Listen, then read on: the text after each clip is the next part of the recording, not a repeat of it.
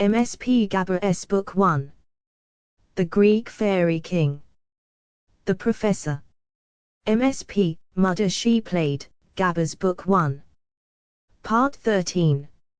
Oberon Caesar's son or Erisipol or Jericho's forest. The Professor.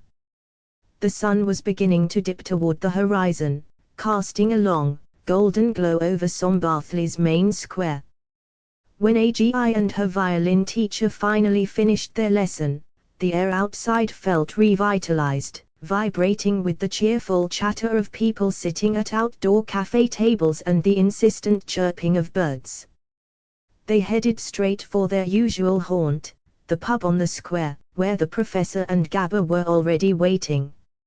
A convergence of myth and history as they settled in. The Professor was leaning forward, listening with genuine intrigue to Andy's latest findings about Oberon. He nodded thoughtfully, then adjusted his glasses. "It is a pity we don't speak Occitan," the Professor remarked. "There is an absolutely staggering story told in that language. Yet, interestingly, they completely omit the core of the drama, Eris's slight at the wedding, the biblical parallels, and Caesar's claim to divine ancestry, specifically his descent from Anchises and Venus." Gabor arrived just as the Professor shifted his gaze toward him and Andy. "I am truly glad you two are heading to those Greek and Phrygian sites this summer. There is something about that land, a resonance. I suspect that even the Edda and Shakespeare's most famous fairy tales find their true roots there. From Anatolia to rock and roll." Andy let out a playful smirk, leaning back with her drink. "The Edda?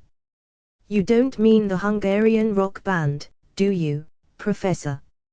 Are we looking for Munch's Romantica in the ruins of Troy?" The table erupted in laughter. The Professor shook his head, chuckling heartily. "Hardly. There is quite a vast distance between the "I was your kid" lyrics of a Steel Town rock band and the staggering wealth of ancient Anatolia. Though I suppose both have their own brand of drama."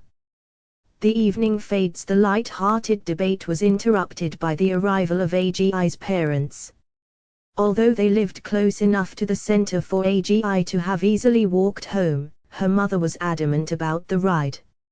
She still had a long list of shopping to do for the upcoming Pentecost weekend, and the bustling energy of the holiday preparations was already palpable in the air. The group stood up, bidding their farewells as the evening warmth lingered.